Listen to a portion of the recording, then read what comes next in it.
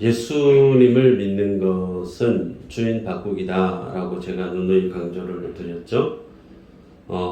그 주님에 대한 내용을 어떤 의미인가를 좀 곱씹어 보고 오늘 본문에 사도 바울이 고린도 교회에게 신령한 것에 대해서 언급을 하는데 신령한 것은 또 어떤 것인가에 대해서 말씀을 정리하는 시간을 갖고자 합니다.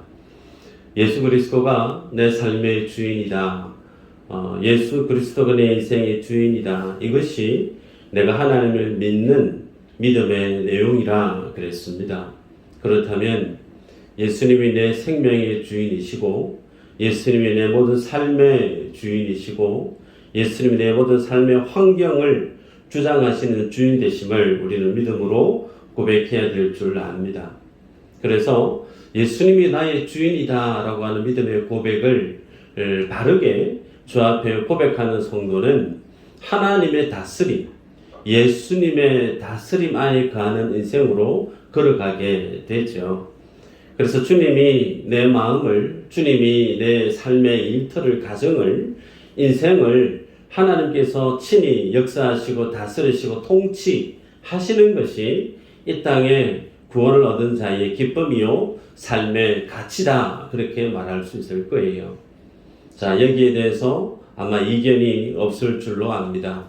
문제가 뭐냐면 우리는 이런 하나님의 말씀에 대한 진리, 지식은 내 안에 이미 자리해 있다는 거예요. 그런데 교회 안에 말고 주중에 세상에서 정말 실제 내 삶들 속에서 예수님을 내 인생의 주인으로 그렇게 인정하며 살아가는 성도들의 삶이 있는가? 그렇게 살아가는 사람들이 많이 있을까요? 많지 않습니다. 지식으로는 예수님이 내 인생의 주인이다.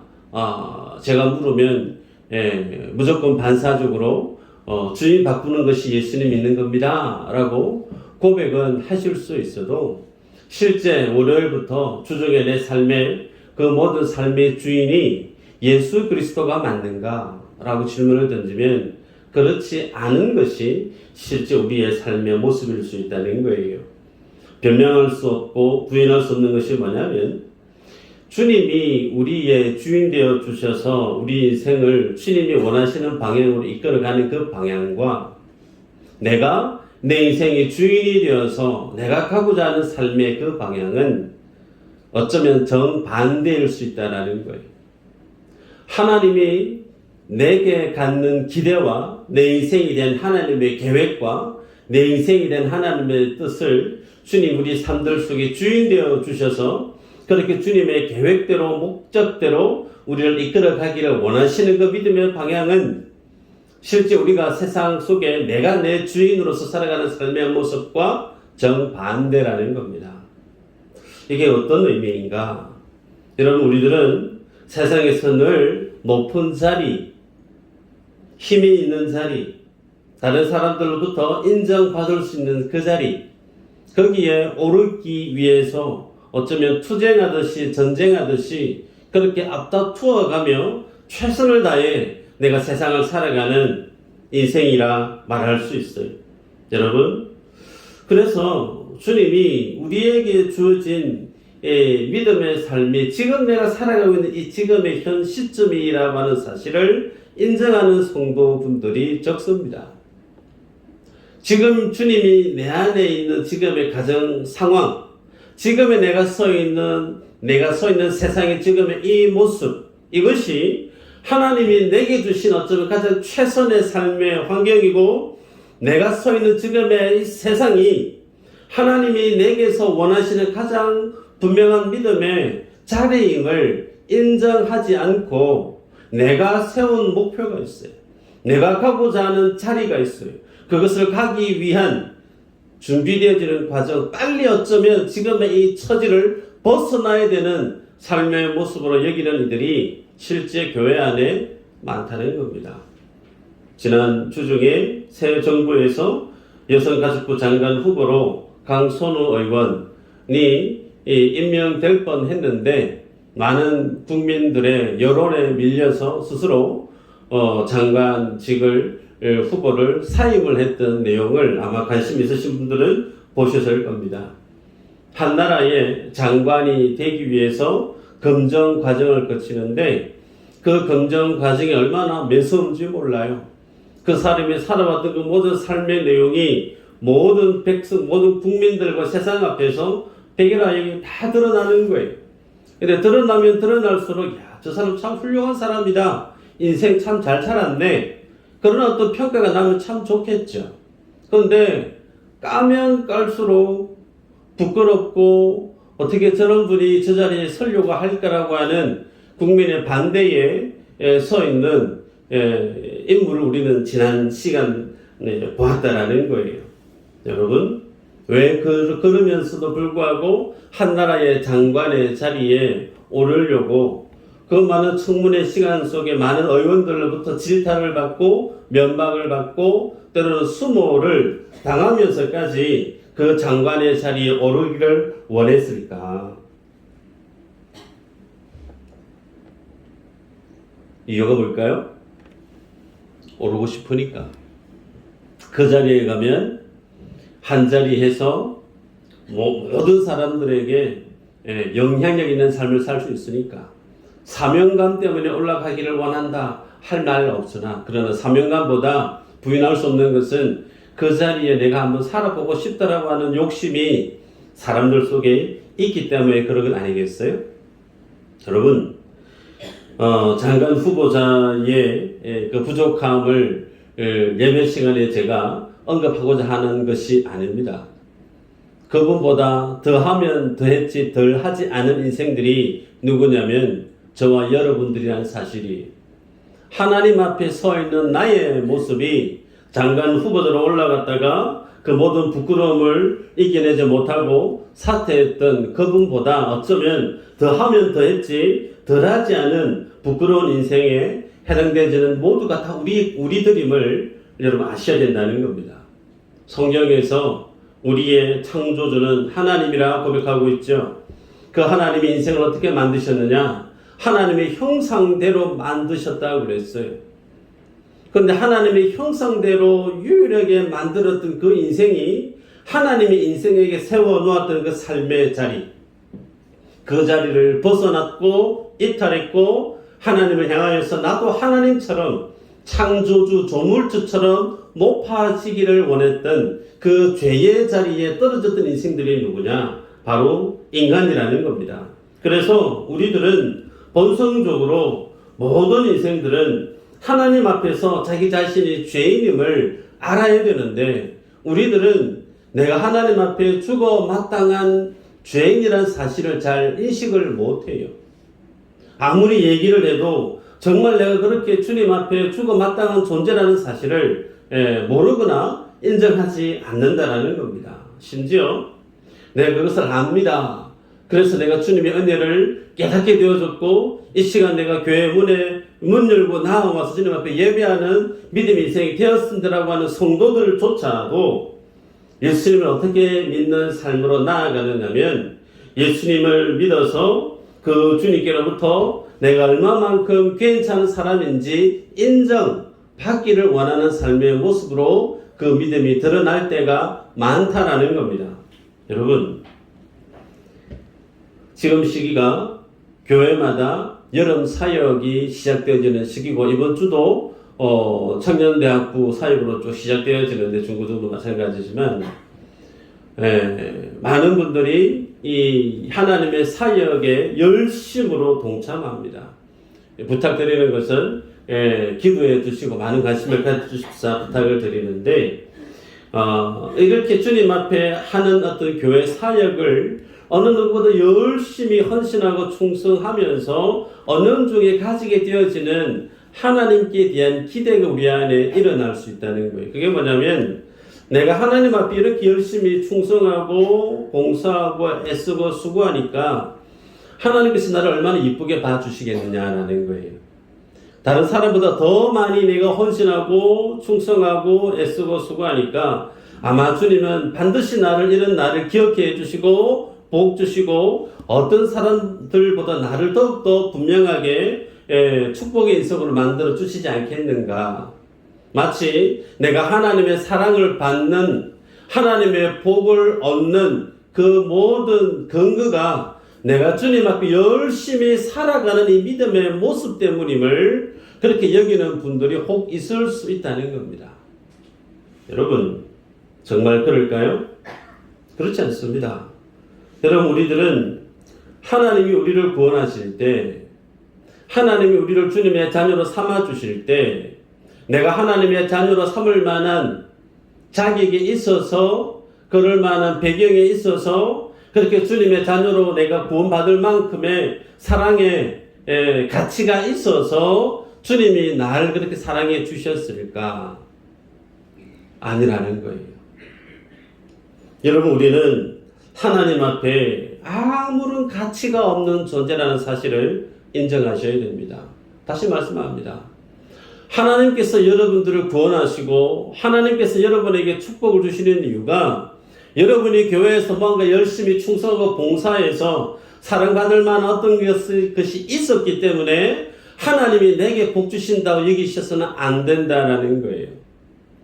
하나님이 나를 자녀 삼아 주시고 구원해 주시고 내게 복을 주신 것은 나의 어떤 그 무엇 때문에 아니라는 겁니다. 자, 볼까요? 예수님이 이 땅에 왜 오셨다고 그랬죠? 주님이 이 땅에 오신 이유는 인자가 이 땅에 온 것은 내가 의인을 부르러 온 게 아니라 예수님이 이 땅에 오신 목적은 나는 죄인을 부르러 왔다 그랬습니다.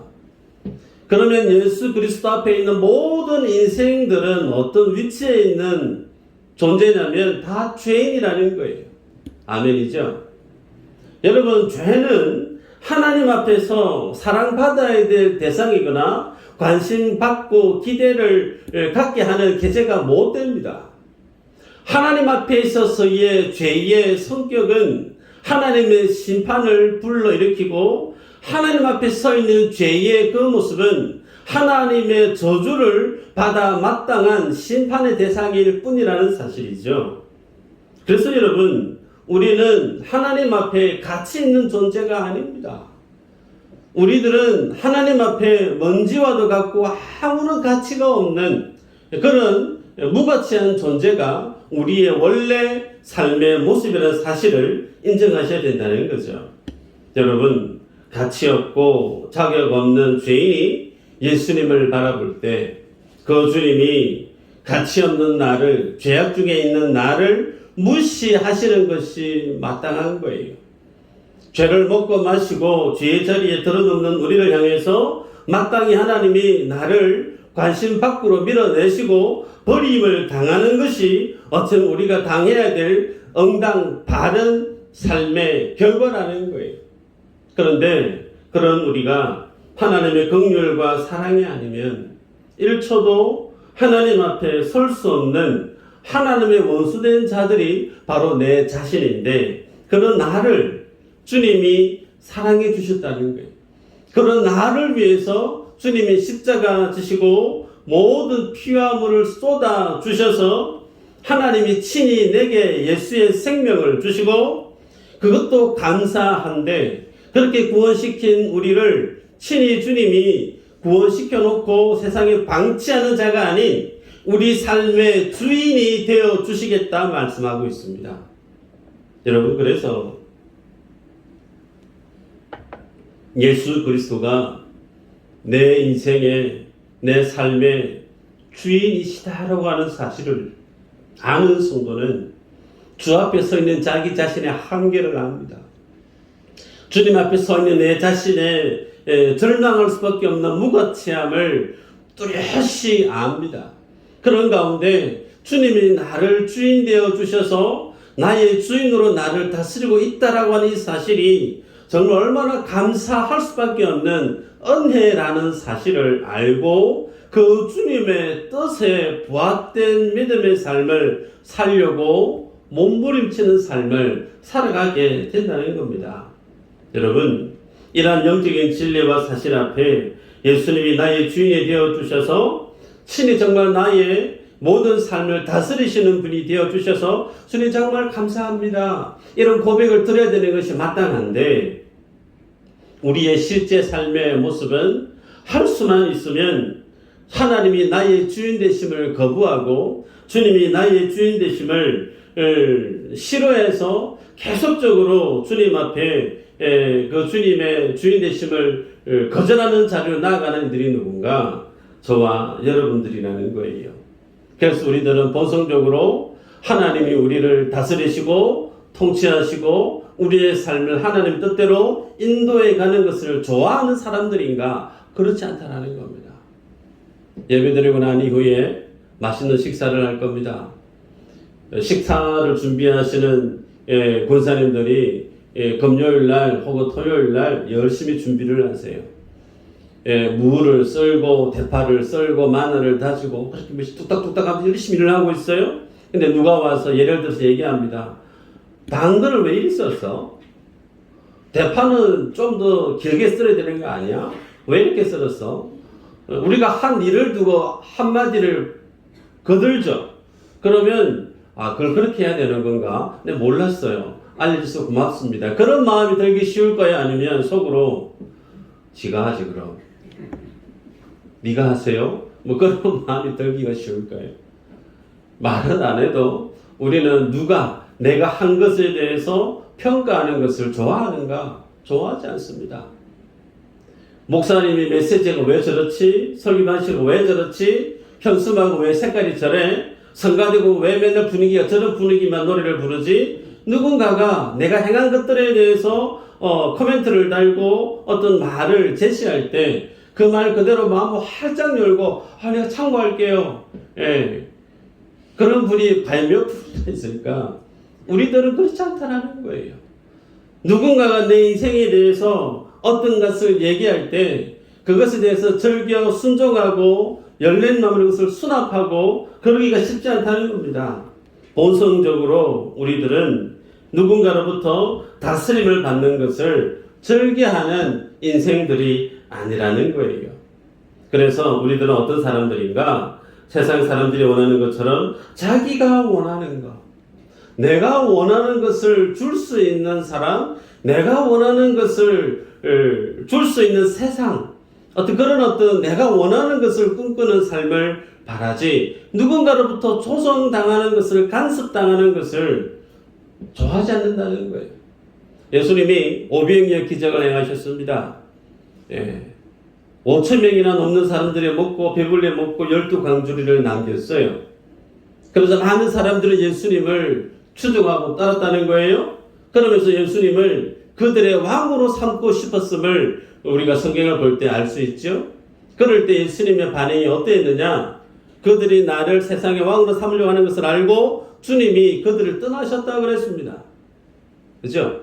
그러면서 주님의 제자들에게도 마찬가지입니다. 제자들도 예수님이 유대의 왕이 되어주시면, 왕으로 등극하게 되어지면 내가 예수님의 오른팔이 되어야 되지, 내가 예수님의 왼팔이 되어야 되지, 예수님의 제자들조차도 예수님이 왕이 될 것을 염두하고 그 예수님이 왕이 되어지고 나면 내가 한 자리, 더 좋은 자리 차지해야지 제자들끼리도 경쟁했다는 거예요. 그런데 그런 세상과 그런 제자들을 향하여서 예수님이 뭐라고 말씀을 하시느냐면 나의 나라는 이 세상에 속해 있지 않다. 너희가 나를 따르려고 하느냐? 그러면 너희가 나를 따르려고 하면 자기 자신을 부인해야 된다. 자기 십자가를 지고 나를 매일매일 따르는 자가 돼야 된다라고 주님은 그렇게 말씀을 하셨다는 거죠. 여러분, 그래서 예수님을 인생의 주인으로 삼는 자만이 예수 그리스도의 제자가 될 수 있습니다. 예수 그리스도의 제자로 사는 자만이 하나님의 나라가 자기들의 나라로, 하나님의 나라가 나의 나라가 되었음을 말씀을 통해 알게 되죠. 여러분, 그러면 오늘 나는 정말 예수님이 내 삶의 주인으로 자리에 있는 분이 맞는가? 정말 중요한 믿음의 질문을 나 스스로에게 던지셔야 됩니다. 단순히 성경의 지식의 한 줄이 아닌 내 삶의 모든 결정권을 내가 거머쥐고 있는 것이 아니고 정말 예수님이 내 모든 삶을 결정하는 주인이 맞는가? 여기에 여러분이 반드시 질문을 던지시고 답을 하실 수 있으셔야 된다는 거예요. 자, 그러면 예수님 우리가 만나기 전에 우리의 인생은 어떤 인생이었는가 볼 필요가 있습니다. 에베소서 2장 1절부터 3절까지인데 한번 말씀을 볼까요? 시작.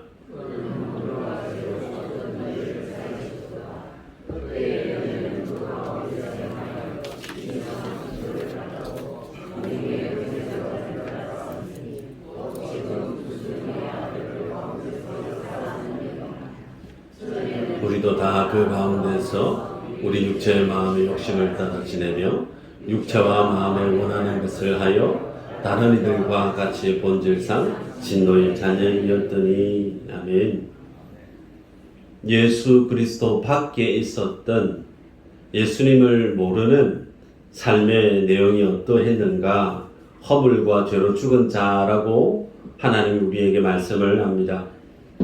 그리스도 밖에 예수를 믿지 않았던 삶의 모습을 허물과 죄로 죽었다라고 했는데, 허물과 죄로 죽은 자가 매일매일 살아가는 삶의 일상, 그것은 어떤 것이었느냐면 하늘의 공중권세 잡은 자를 따랐다고 했습니다. 하늘의 공중권세 잡은 자, 그는 누구죠? 사단이고 마귀예요. 그 사단을 따르고 마귀를 따르는 인생의 그 모습은 무엇으로 드러났느냐면 이 세상의 풍조와 육체의 욕심을 따라 자기 마음에 원하는 대로 살았고, 자기 마음에 원하는 대로 사는 그 삶의 결국이 뭐냐? 하나님의 진노의 심판 아래 놓였다라고 하나님이 말씀하고 있어요.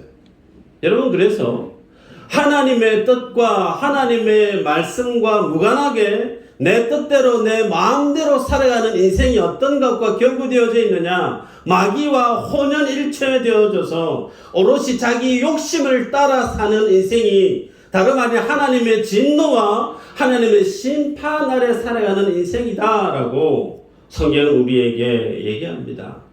그래서 여러분, 이런 어떤 하나님의 진노를, 하나님의 심판을 자초하는 인생의 그 모습을 오늘 읽었던 본문의 2절에서는 너희도 알거니와 너희가 이방인으로 있을 때에 말 못하는 우상에게로 끄는 그대로 끌려갔느니라 그랬습니다. 여러분, 그래서 이 말씀을 기준으로 해서 보면 하나님 앞에 살아가는 인생이 딱 두 종류로 구분이 돼요. 한 종류는 어떤 것을 선택을 하고 결정을 할 때 그 선택과 결정의 기준이 뭐냐면 하나님의 뜻이 뭘까라는 거예요. 하나님이 무엇을 기뻐하실까? 하나님의 눈치를 먼저 살피는 겁니다. 그런데 어떤 사람은 어떤 것을 선택하고 결정할 때 하나님의 뜻과 하나님의 계획과는 전혀 무관하게 나의 욕심에 어느 정도 부합되는가, 어느 정도로 내게 유리하고 내게 이익이 되는지 여기에 근거해서 취사 선택하는 인생을 산다라는 겁니다. 그런데 하나님의 뜻과 무관하게 자기의 욕심을 따라 살아가는 그 삶을 오늘 사도 바울은 고린도 교회가 우상을 섬겼던 그리스도 밖에 있었던 삶의 모습이었고, 그것은 내 욕심을 따라 살아가는 그 삶을 우상에 이끌려서 살았던 삶과 같다라고 그렇게 규정하고 있다는 거예요. 그래서 그런 인생들에게 오늘 사도 바울은 강력하게 권합니다. 1절 한번 볼까요? 1절 읽어보십시다. 시작. 형제들아, 신령한 것에 대하여 나는 너희가 알지 못하기를 원하지 아니하노니. 이 말씀을 보면 부정어가 두 번이 겹쳐서 나오죠. 그죠? 참 어렵게 합니다. 그런데 부정어를 두 번 이중 부정어를 쓰고 있다라고 하는 것은 반드시 알아야 된다. 강한 긍정을 뜻하고 있어요. 사도 바울은 고린도 교회 성도들에게 너희들 무슨 일이 있어도 반드시 알아야 되는 게 신령한 것이 뭔지 알아야 된다라고 힘주어 강조하고 있다는 거예요. 그래서 고린도전서 12장의 전체 내용은 성령의 언사와 관련된 내용을 쭉 언급하고 있는데, 드러나 있는 표면적인 소위 신령한 것은 성령의 언사인 것처럼 보여집니다. 그러나 그 성령의 언사는 결국은 무엇을 향해 귀결되어져야 되느냐면 예수가 곧 그리스도다라는 사실로 결정이 나야 된다는 거예요. 자, 여러분, 이게 무슨 말이냐면 하나님께서 여러분에게 은사를 주실 수 있어요. 신앙생활 하다가 기도를 하는데 혀가 구부러지면서 내가 스스로 알기 힘든 방언 기도를 받을 수 있습니다. 실제 기도하실 때 방언 기도하시는 분도 우리 교회에 있는 걸로 압니다. 혹은 기도하는 중에 통변의 은사를 받는 분도 있어요. 방언 기도를 하는데 본인은 그 방언 기도가 어떤 내용인지 몰라요. 그런데 기도한 또 다른 분은 그 방언 기도가 어떤 뜻인지 알아듣는 은사도 있습니다. 혹은 신유의 은사, 기도하는데 병마가 떠나가는 그런 은사를 하나님 주실 수도 있어요. 영분별을 하는 은사도 주님이 주실 수 있습니다. 이것은 소위 성령이 하나님을 예배하는 사람들에게 주시는 하나님의 선물이에요. 그런데 왜 하나님이 하나님의 사람들에게 이러한 은사를 주시는가 아셔야 돼요. 예수님을 믿고 구원 얻는 자리에 이렇게까지 성령께서 우리를 이끌어 오신 것이 다가 아니라는 겁니다. 우리가 예수님 밖에 살았을 때는 하나님에 대해서 무지해요. 하나님의 나라의 진리에 대해서 전혀 아는 바가 없어요. 그러다가 우리가 성경에 대해서 하나님에 대해서 알게 되어지는 것, 내가 알게 되어져서 알게 되어진 것이 아니고 성령 하나님이 우리로 하여금 하나님의 진리를 알게 해주셨다라는 겁니다. 그런데 우리로 하여금 예수님을 인격적으로 만나게 하시고 믿게 한 것까지만 우리를 인도한 것이 아니고 예수님을 믿고 난 이후부터 우리가 심장이 멎어서 주님 나라에 가는 그 순간 모든 시간까지 성령이 우리에게 은사를 주셔서 예수 그리스도 우리의 삶의 주인 되어 주심을 날마다 평생토록 경험케 하기 위해서 하나님이 우리에게 성령의 은사를 주셨다라는 거예요. 단순히 예수님을 믿고 지금 내가 예수님 믿으니까 이제 천국은 따놓은 당상이다. 그것만을 위해서 주님 우리에게 믿음의 은혜를 주신 것이 아니라는 거예요. 우리 평생토록 내 삶의 주인이 어떤 분인가를 날마다 경험하고 깊이 깨닫고 알아가면 알아갈수록 더욱더 주님이 내 인생의 주인 되어 주심을 공감하고 인정하고 그 주님의 뜻에 부합된 삶을 살아가게끔 하기 위해서 하나님이 우리에게 성령의 은사들을 주셨다라는 겁니다. 그러게 여러분, 신령한 성령의 은사는 무엇으로 드러나야 되느냐면 예수가 곧 그리스도시고 그리스도 그분이 곧 나의 주인이시다라고 하는 이 믿음의 고백으로 귀결되어져야 된다는 거예요. 그런데 이러한 사실을 고린도 교회 성도들은 오해하고 있었다는 거죠. 다른 사람은 성령의 은사가 없어요. 방언 기도를 못해요. 다른 어떤 은사가 자기에게 없습니다. 그럴 때 나는 당신과 다르다라는 거예요. 나는 방언도 할 수 있고 나는 무엇도 할 수 있고 그래서 나는 당신들보다 더욱더 우월하고 더 특별하고 훌륭한 믿음을 지닌 소위 신령한 사람이다. 나를 거기에 준하는 사람으로 인정하고 알아서 모셔야 된다. 소위 그렇게 이해를 했다는 거예요. 여러분 그거 아니죠? 사도 바울은 신령한 것을 반드시 알아야 된다라고 얘기합니다. 그러면 마지막으로 신령한 것이 뭔가를 보도록 하십시다. 고린도 교회에 있어서 사도 바울이 언급하고 있는 신령한 것은 어떤 초월적이고 신변적인 체험이 아니라는 겁니다.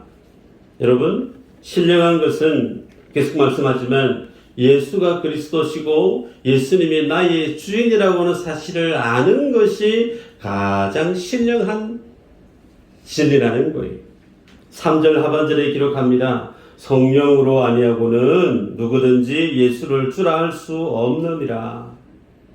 성령이 아니하고는 어느 누구도 예수를 나의 주인입니다라고 고백을 할 수 없다라고 얘기하고 있어요.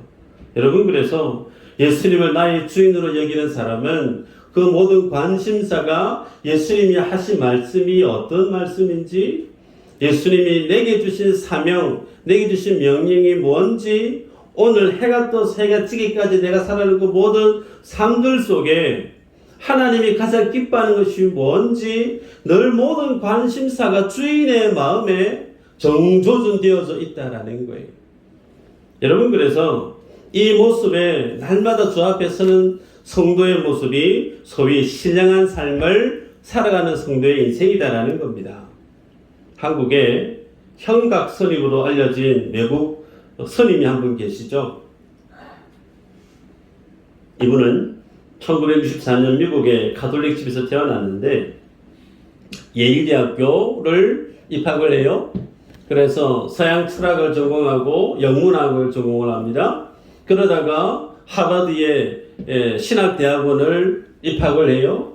그래서 신학을 공부하려고 들어갔던 사람이 불교에 대해서 관심을 갖게 되어집니다. 결국은 어떻게 되어지느냐? 한국의 불교를 수용하고 현각이라고 하는 법명을 가지고 지금 선임으로 활동을 하고 있는데, 이분이 템플 스테이라고 하는 관광 상품을 만들어 냈습니다. 소위 절에 들어가서 일상에 벗어나서 산사에서 자기를 돌아보고 깊이 묵상하고 그러면서 자신의 삶을 힐링하는 그런 어떤 관광 상품이 이 현각 스님이라는 분을 통해서 많이 알려져 있습니다.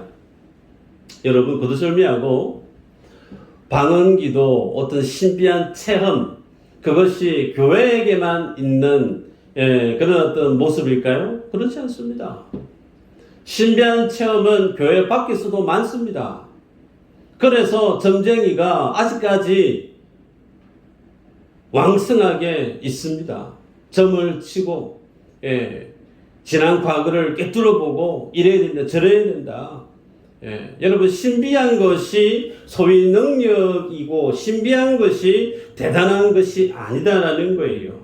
여러분, 데살로니가 후서 2장 9절에서 12절인데 한번 볼까요? 시작. 모든 능력과 표적과 거짓 기적과 불의의 모든 속임으로 멸망하는 자들에게 있으리니 이는 그들이 진리의 사랑을 받지 아니하여 구원함을 받지 못함이라. 이러므로 하나님이 미혹의 역사를 그들에게 보내사 거짓 것을 믿게 하심은 진리를 믿지 않고 불의를 좋아하는 모든 자들로 하여금 심판을 받게 하려 하심이라. 하나님이 심판을 받게 하는 이유가 어디 있다 말씀하고 있느냐면 진리의 사랑의 말씀을 받지 못했기 때문이다라는 거예요. 소위 예수가 그리스도라고 하는 이 복음의 진리를 알지 못했기 때문에 자기의 욕심대로 살아가는 그 모두에게 하나님이 뭘 하신다고요? 심판하신다라고 말씀하고 있습니다. 그래서 여러분, 아무나 예수님을 알 수 있느냐? 아니라는 거예요. 아무나 하나님의 진리를 깨닫게 되어줄 수 있느냐? 그거 아니라는 거예요. 요한복음 1장 12, 13절에 이렇게 기록합니다. 영접하는 자, 곧 그 이름을 믿는 자들에게는 하나님의 자녀가 되는 권세를 주셨으니 이는 혈통으로나 육정으로나 사람의 뜻으로 나지 아니하고 오직 하나님으로부터 난 자들이니라. 여러분이 지금 예수님을 믿고 교회에 나오게 되어진 것이 이제 교회 좀 나가봐야 되겠다, 예수님 좀 믿어봐야 되겠다, 그런 어떤 마음을 잡수셔서 이 자리에 있는 게 아니라는 거예요. 육정으로나 혈통으로나 난 것이 아니라고 그랬습니다. 하나님께로 난 자들이니라. 여러분이 예수님을 믿어서 이 자리에 있게 한 것, 그것은 누구의 작품이라고요? 하나님의 작품이라는 거예요. 그래서 하나님의 이 작품, 이것을 아무에게나 주님이 준 것이 아니라고 얘기합니다. 그래서 요한복음 1장 17절에 얘기하기를 율법은 모세로 말미암아 주어진 것이요 은혜와 진리는 예수 그리스도로 말미암아 온 것이라. 내가 하나님의 은혜를 알고 하나님의 진리를 알아서 이 자리에 예배자로 있는 것은 나의 어떤 열심이나 나의 노력 여하에 있는 것이 아니고 하나님의 작품이라는 거예요. 여러분, 그래서 예수님이 나의 주인임을 아는 사람은 예수님이 뭘 기뻐하실지 뭘 뜻하실지 여기 온종일 마음이 매여 있는 거예요. 여러분의 삶의 주인이 누굴까요? 예수 그리스도.